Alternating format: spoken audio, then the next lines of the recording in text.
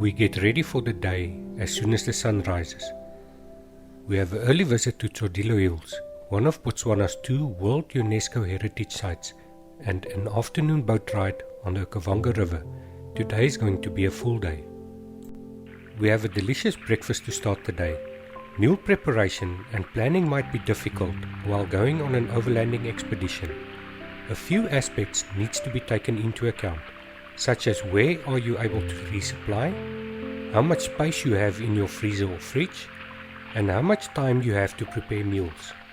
There are a few possibilities for breakfast, lunch and dinner. Let's see what we do on a tour like this. Every time we change camps, we make an effort to leave early to give ourselves more time to explore the new location. A normal breakfast on a day like today would be coffee and rusk, or whatever was left over from the previous evening, something quick and simple. On occasions, when we don't have a full day schedule and don't intend to drive to a new location, we will prepare a hearty breakfast complete with bacon and eggs and the rest of the trimmings. Lunch will depend on where we are at the moment. In most cases, we will have to drive a considerable distance to reach our next camp and won't have time to stop for lunch along the way. Typically, we each have our own small container filled with snacks for the trip, including nuts, dried fruit, chocolates, biltong and sweets. We may decide to pull over next to the road, fire up the gas stove and heat up some sausages for hot dogs. When making a roadside stop, having some prepared shredded chicken on hand is usually helpful to make a quick chicken and mayo sandwich. If we are going to pass through one of the bigger towns, we might decide to order some takeout for lunch. The toughest struggle is often getting dinner on the table. Sometimes you arrive at camp a little bit late, and often you may be worn out from the day's journey. What we did, and this works well for larger groups, is give every vehicle a turn at providing and preparing dinner for the group.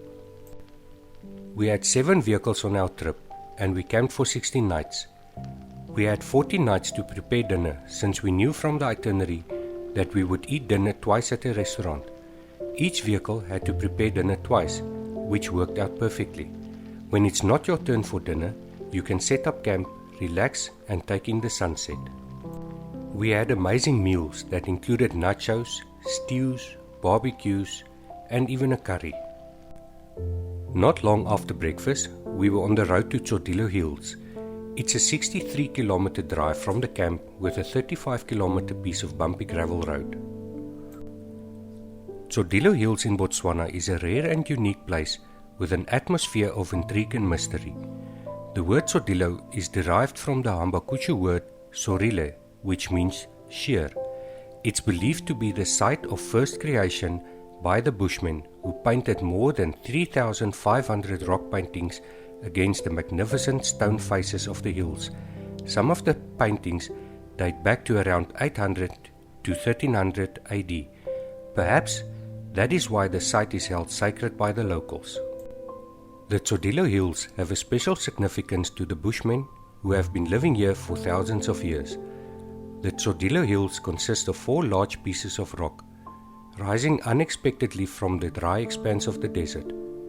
The Bushmen referred to the bigger rock as the male, the smaller one was known as the female, and the smallest one was the child. According to the legend, the 4th hill was the male hill's wife, whom he left for a younger woman and who now prowls in the background. The Tsodilo Hills are one of the most historically significant rock art sites in the world. It boasts 500 individual sites representing thousands of years of human habitation. Nobody knows the exact age of the paintings, although some are thought to be more than 20,000 years old, whilst others are merely a century old. There is a small bushman habitat nearby, as well as a village near the male hill inhabited by the Hambakushu people.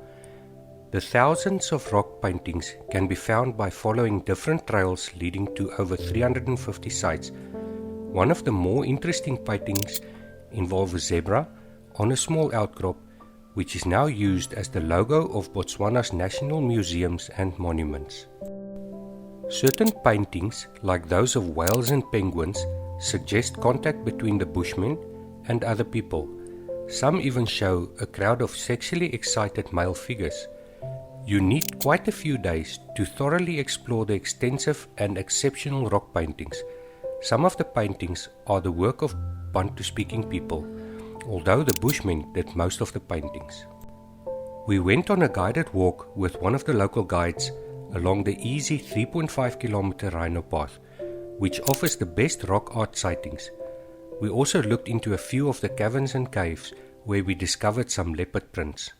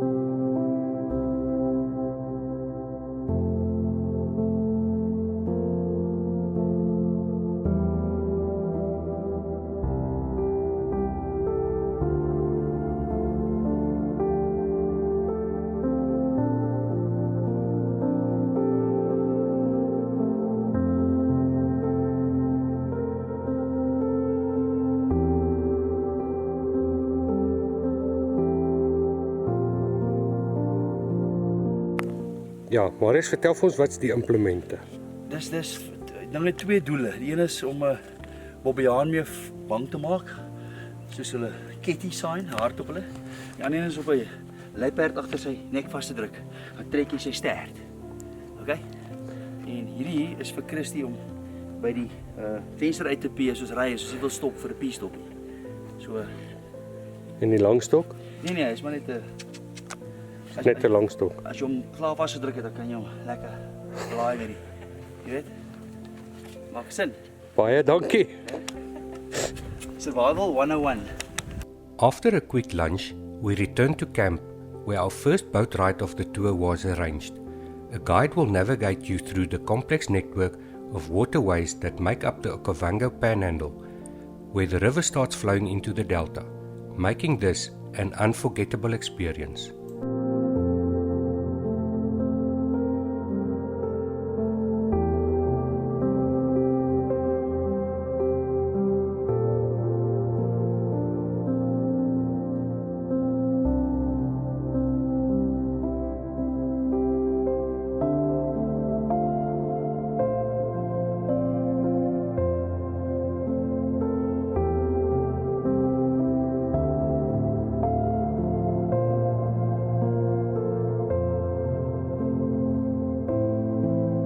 Because the youngest one in the boat, I was going to do the necklace, must look how I'm going to do it, because it's very simple, even you can do it for yourself.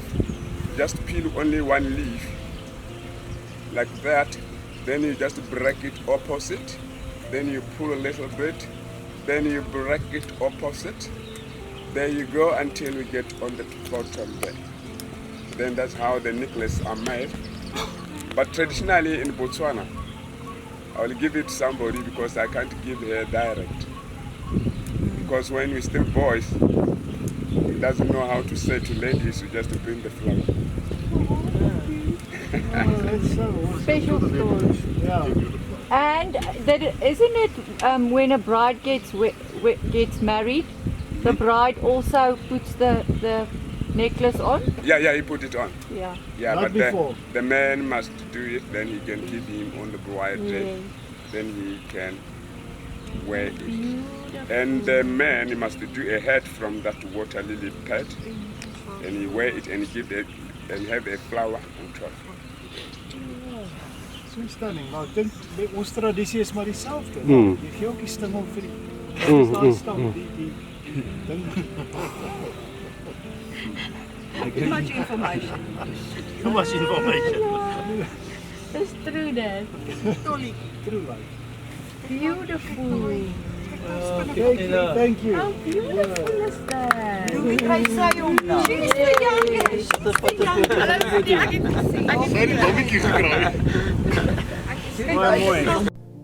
On the boat, you can sit back and relax as the guide gives a wealth of fascinating information about the local flora and fauna. Bring some drinks with you or purchase some from the bar before you set sail. It is possible to see many different bird species from the boat, including the fish eagle, the African jacana, and even the elusive herons on the riverbanks. You are bound to see Fat Albert, the enormous crocodile, laying on the banks next to the river, as well as hippos, which are very common on this excursion.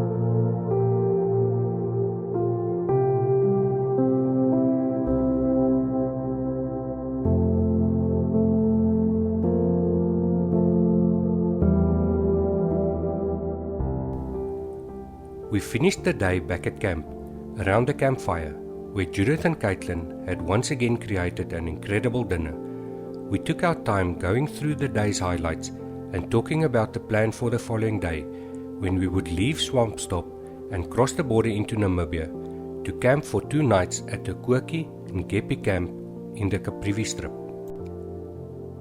In the next episode, someone gets stuck for the first time, we have a loo with a view, and we spot our first hippos.